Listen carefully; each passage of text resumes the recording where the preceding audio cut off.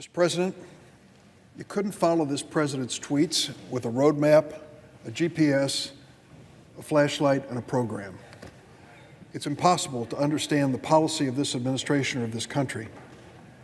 And when you try to follow his actions instead of his words, it's even more confusing. Over the past few weeks, President Trump's conduct when it comes to foreign policy has been head-spinning, even for him. To recap, he insulted our best allies of 70 years, then turned around and lobbied for Russia at a recent G7 meeting, and again bullied our key allies at a summit on NATO.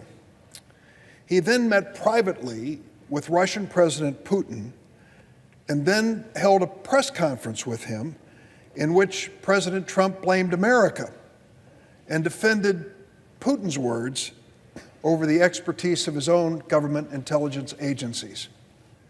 Keep in mind, he also inexplicably met privately with President Putin at the G20 summit in Hamburg last year, an event which he initially denied. Why all these private meetings between President Trump and President Putin? Why wouldn't he let his Secretary of State sit in the room? Why wouldn't he let his national security advisor witness the conversation? I don't know the answer to those questions. Neither does America. Then the president tried to backpedal from some of his most outrageous statements. And at the end of the day, after trying that and deciding it wasn't worth the effort, he backed around again and decided to side with President Putin. It's impossible to keep track of where this president has been or is going. President Trump then questioned the bedrock NATO alliance, asking why the United States should come to the defense of one of its members. Incidentally, that is the heart and soul of the NATO alliance. Article 5, we stand together. When the United States was attacked on 9/11, it was the NATO alliance that stood with us when we struck back at Afghanistan and al-Qaeda. They stood by us because of Article 5, the very basis of the NATO alliance which this president has questioned. He said no U.S. president has been harder on Russia than President Trump. He argued, I think President Putin knows that better than anybody. He said he wanted to invite President Putin to the United States as his special personal guest. Go figure. As President Trump weakens a great military alliance like NATO, bullies our allies of 7 decades, cozies up to a foreign dictator, and talks in circles about his bizarre tweets and actions, what has been the priority of the Republican Party on the floor of the United States Senate since the summit, the disastrous summit in Helsinki? Well, the Republican leader, Senator McConnell, has not spoken on the Senate floor on this issue since the Helsinki summit, not even one time. Why aren't we urgently moving legislation to protect America's membership in NATO, ensure the integrity of our upcoming election, and fully implement last year's Russian sanctions bill? I can't answer that. I don't think the Republican leader can answer it either. Those are national security priorities. Maybe it isn't surprising, because when Senator McConnell was told about the Russian intervention in our last 2016 election by the top intelligence officials of the United States government and asked to make a bipartisan statement condemning it, he declined. Why would a congressional leader not want to join in a bipartisan effort to warn a foreign power to stop its attack on democracy?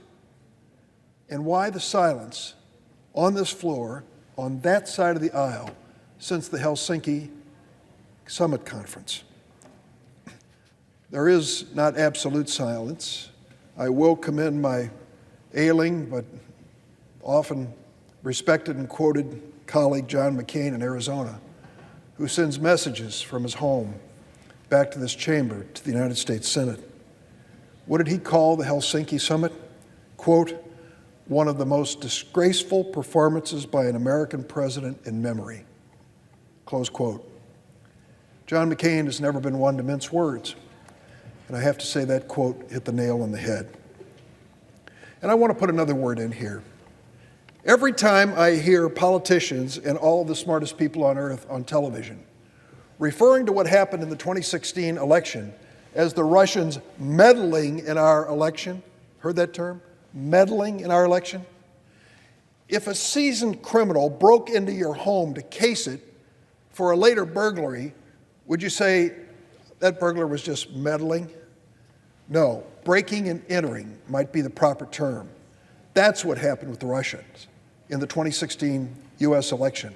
They broke and entered our election machinery across the United States, and the reason I know that, the first target happened to be my home state of Illinois. They found a way to sneak into the computers of the Illinois State Board of Elections and put at risk 500,000 voters in my state of Illinois. The state discovered it and sent out warnings to all the voters, be careful, something might have happened to your identity in the election. You might run into a problem when you turn up to vote. Was that meddling? Not in Illinois. Those were fighting words. That was a cyber attack by the Russians on the state of Illinois' Board of Elections, and they followed up by hitting 20 other states as well. Meddling? Give me a break. This is a cyber act of war by the Russians, and our intelligence officials of the Trump administration, like Dan Coats, the director of national intelligence, have warned us the red lights are blinking again, they're coming back. What are we doing about it? Nothing. Well, there'll be a chance for my Republican colleagues to join the Democrats in a bipartisan effort to take this seriously before it's too late. What do we have left? 105 days until the election? It's not much time. And the question is whether we'll do something to try to protect our election machinery. Every member of this chamber will have an opportunity to vote to ensure that state and local election officials have the resources to stop any other effort by the Russians to interfere in our election. Early this year, we came together and passed a bill, a bipartisan bill, that provided $380 million in fiscal year 2018 omnibus spending for states to modernize and secure their election systems. The funding gave the states flexibility to tackle the most critical priorities, replacing outdated voting machines, for example, that have no paper trail, updating election computer systems to address cyber vulnerabilities. The Election Assistance Commission reports that 55 different entities, including all the states and territories, have requested funding from this grant program. That was an important first step. It was bipartisan. It should be done. It was done, but it's not enough.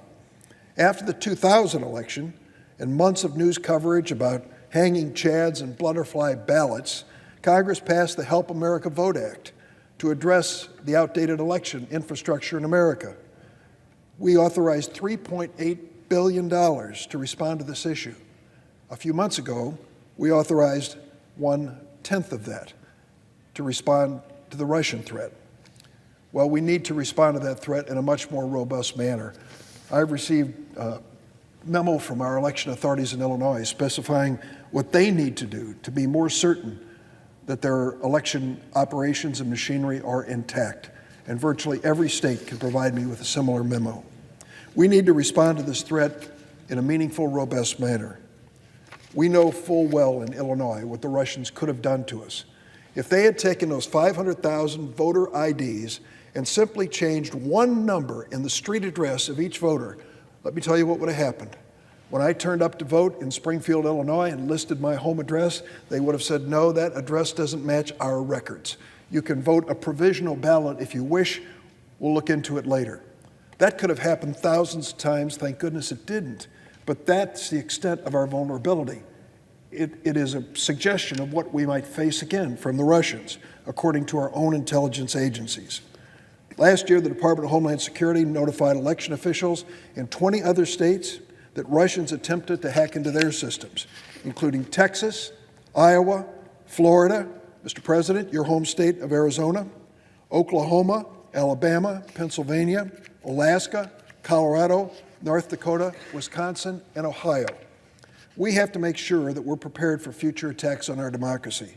That's why I've joined Senator Leahy, he's on the floor with me today, and Senator Klobuchar, preparing an amendment to the appropriations legislation we're going to consider offering an additional $250 million in election security grants to our states.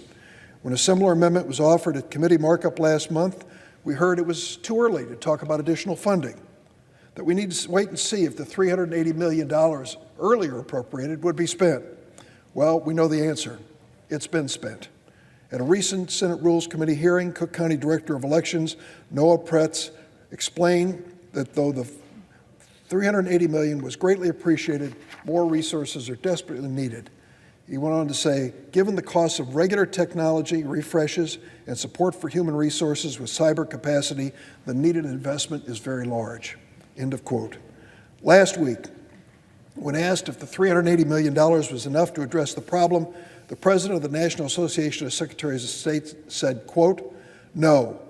No, to put it bluntly, Congress needs to come up with some kind of a funding mechanism that is sustainable year in, year out, not once every 10 years. And just yesterday, a bipartisan group of state attorneys general asked Congress for increased funding because many states lack the resources and tools that they need to protect their polling places. I urge the adoption of the Levy-Klobuchar amendment.